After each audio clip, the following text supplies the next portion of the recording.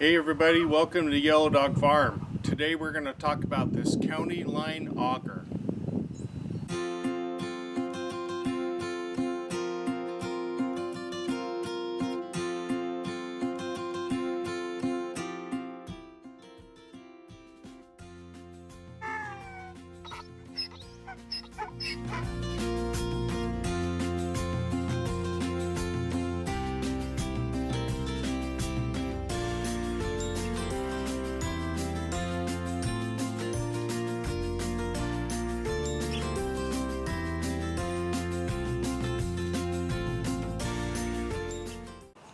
We got this County Line Auger at Tractor Supply. We probably won't be using it a whole lot, but when we want it, we really want it. So I don't know about you, but those manual post hole diggers are for younger people. So I use one when I have to, but absolutely avoid it when I can. So we went ahead and got this auger. For the most part, this thing is super easy to run. There are two big tricks to it. One is actually getting it attached to your tractor, and the second is getting the tractor to drive it. And so I'll go through all that stuff here in just a second. Well, here's a look at the attachments to the back of the tractor. You can see the top arm coming in here, and of course the bottom arms. This thing can really be a challenge to get attached just because it's so long. Let me back up here a little bit. You got that long arm, 4 foot long, to get the space for the auger. So that really creates a lot of issues in order to get the thing mounted. What I do first, and I'll cut in here in a second with the video that shows us hooking this bad boy up, but what you do first is hook the two links down here and then get the top link. It can be, once again, a real challenge. In my spare time, I'm going to go build a holder just for this auger so that it can get easily hooked up. You'll see in the video that I show you that right now we just hold it up with a tree and then let that top arm here, this top arm just comes down to the ground, and it can just be a real challenge to get it hooked up.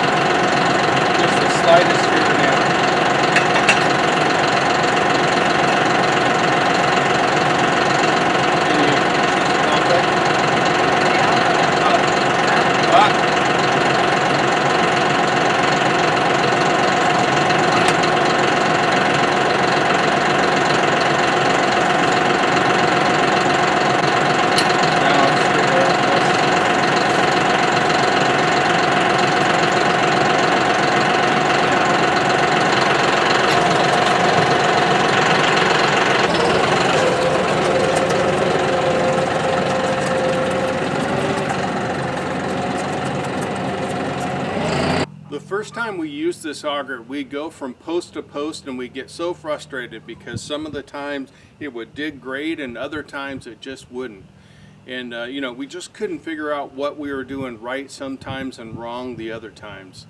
Well, it turns out, and everyone that's farmed for more than a year is going to laugh right now, that this auger, in order to be driven by the PTO, the rear transmission has to be in gear.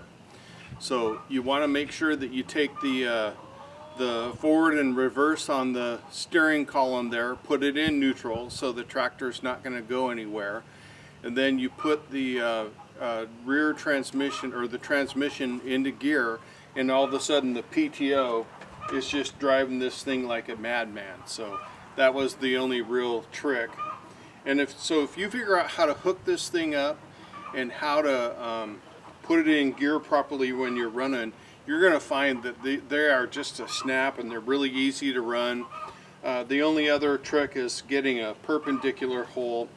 One thing that we found that helps as we go along, lay out where we're going to drill holes and then put a little spot of paint, and that tells us exactly where to dig. So you'll see in the video Miss Diane's pretty darn good at running this tractor, and she hops right in there. So we have 4 horses and we had a barn put in for them, but it wasn't completely fenced in, so we finished fencing it in so they can walk right up to their stalls and go in for feeding.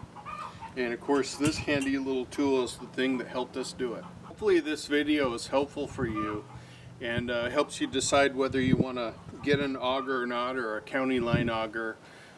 It'd be really cool if you subscribe to our channel and like this video. Thanks.